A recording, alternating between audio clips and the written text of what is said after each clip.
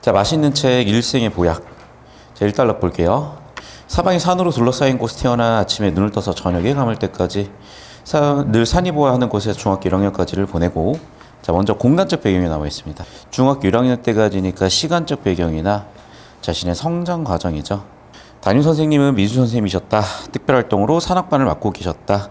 매주 화요일 6교시 일주일에 단 한 번 시간 활동하는 그 특별한 활동을 내 취향과 아무 상관없이 산악반으로 정해졌는데 취향과 상관없다는 어떤 사건 같은 거죠. 그럼 사건은 뭐였다? 상악반이요. 그래서 2단락. 자, 3학년이 되면서부터 비로소 내가 좋아하는 특별활동을 선택할 기회가 왔는데, 자, 처음에는 뭐였어? 취향과는 상관이 없었죠. 이제는 뭐가 됐니? 특별활동 선택할 기회가 왔죠. 나는 특별활동에 산악반 경험을 비추어 되도록 몸을 많이 움직이지 않는 특별활동반을 점찍었는데 도서반이었대요. 그럼 난 상악반에서 이제 도서반으로 바뀌었고, 이유가 있었죠. 왜? 취향과 상관없이 취향을 낼 수 있는 거. 그래서 움직이지 않는 게 이유. 그 결과로서 도서반. 자, 이런 걸 뭐라고 하죠? 우리는 인과라고 하면 되겠죠.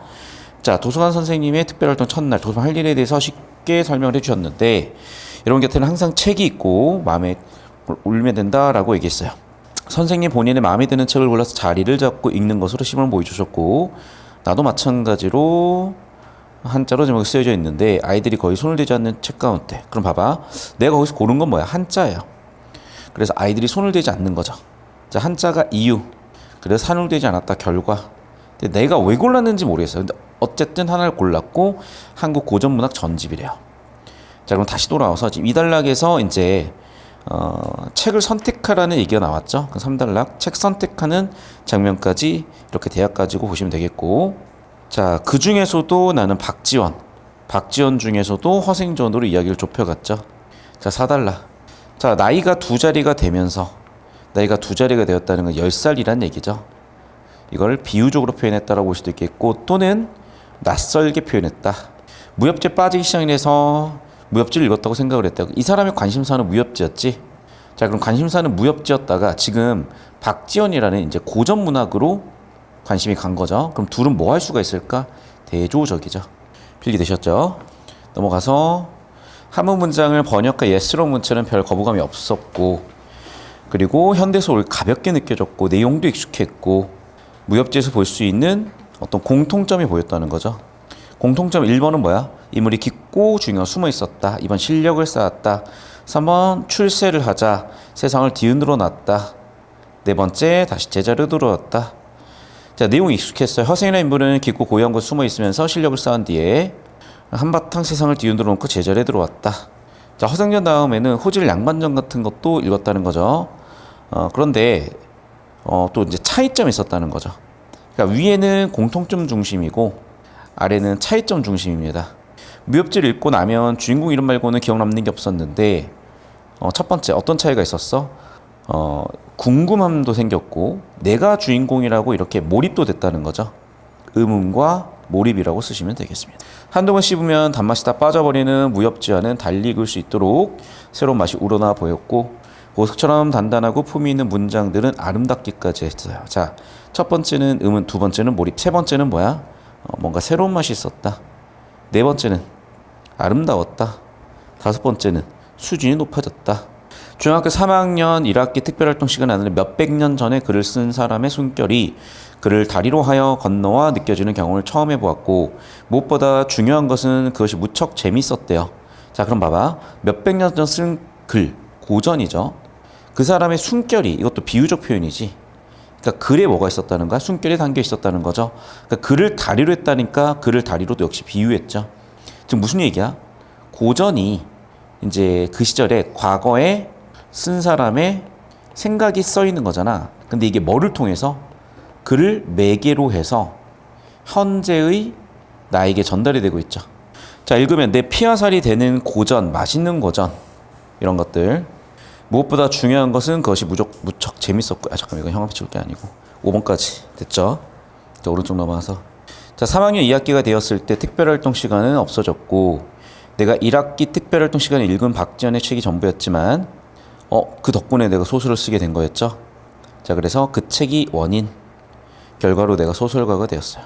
잠깐만 다시 앞쪽으로 와볼게 얘들아. 그래서 지금 보면은 5가지 장점에다가 6번째 재밌었고요, 7번째 피아살이 됐다라고 뭐해서 비유했죠. 그 다음에 오른쪽 넘어와서 뿌듯함이 있었다 8번째까지. 그리고 마지막 9번째 그게 내 인생을 바꾸었다. 자, 그럼 지금까지 뭐니? 박지원의 소설이 읽고 경험한 거죠. 그럼 경험을 바탕으로 내가 깨달은 것이고 일반화한 거야. 자, 뭐를 깨닫고 일반화한지 봅시다. 누구한테나 그런 일이 있을 수 있대요. 모르고 지나갈 수도 있는데 어떤 책이 원인이 되어서 인간의 지극한 정신문화 높고 그윽한 세계에 닿고 그 일원이 되는 것은 겪어보지 못한 사람은 알 수 없는 행복을 가져다 준다. 책이 계기가 돼서 결과로 첫 번째 장점이죠. 두 번째는 행복을 안겨준다. 장점이죠. 인간다운 삶이다도 장점이죠. 인간이 나아가기엔 통로라는 것은 의의죠. 그래서 사람들이 책 속에 길이 있다고 얘기하는 것 같아라는 인용까지 하면서 그런 마무리가 됐네요. 자, 이제 정리를 한번 해보시면 되겠고, 자, 이제 문단별로 중심 내용들 한번 정리해 볼 거거든요. 필기 한번 해보겠습니다. 자, 1단락 요약을 한번 해볼게요. 어린 시절의 시공간 배경이를 1단락 내용을 정리하면 되겠고, 2단락에서는 어린 시절의 중요한 경험이죠. 독서반을 선택한 거죠. 자, 두 번째 중요한 개념인데 독서반에서도 선택한 책이 있었죠.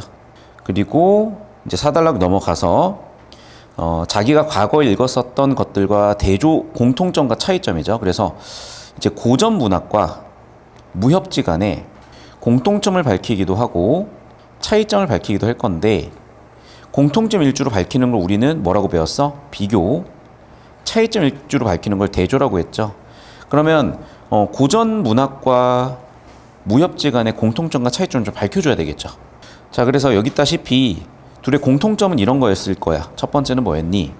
오른쪽에 나와 있다시피 깊고 고요한 곳에 있다. 즉 은둔에 있었다가 실력을 갖추고 있다가 출세해서 실력 발휘를 하고 다시 은둔한다는 거죠. 이제 차이점이란 뭐였을까? 자, 고전은 그냥 흥미 위주였던 것 같아요. 그런데 새로운 맛이 있었고 수준이 높아졌죠. 새로운 맛이 있었고 수준이 높아지는 느낌이었다. 그 다음에 재미도 있었고 피하살이 되는 느낌이었다. 자, 이렇게 비교대조 포인트 잡아보시면 되겠죠. 되셨습니까? 자, 오른쪽 넘어와서, 자, 그럼 이제 거기까지 이제 끝났고, 제가 방금 얘기한 표 처리한 게 여기까지 끝났고요. 4단락, 그 다음에 5단락, 그 다음에 6단락, 그 다음에 7단락, 그리고 8단락. 자, 이제 8단락부터 다시 정리를 해봐야 되는데, 8단락에서 고전의 장점들이죠. 그리고 내가 의의들이고. 자, 필기 다 되셨죠? 자, 계속 갑시다. 자, 그래서 이제 8단락까지 끝났으니까 이제 9단락 가볼게요. 3학년 2학기가 되었을 때 특별활동 시간 없어졌고, 내가 1학기 특별활동 시간에 읽은 것은 박지원의 책이 전부였지만 그것의 어떤 효과나 결과라고 봐야 되겠고요. 자, 마지막 10단락입니다. 책 속에 길이 있다까지 의의까지 밝히면서 끝났다고 정리하시면 되겠습니다. 자, 필기 다 마무리 한번 해보시고, 자, 영상 여기까지 끊어주시고요.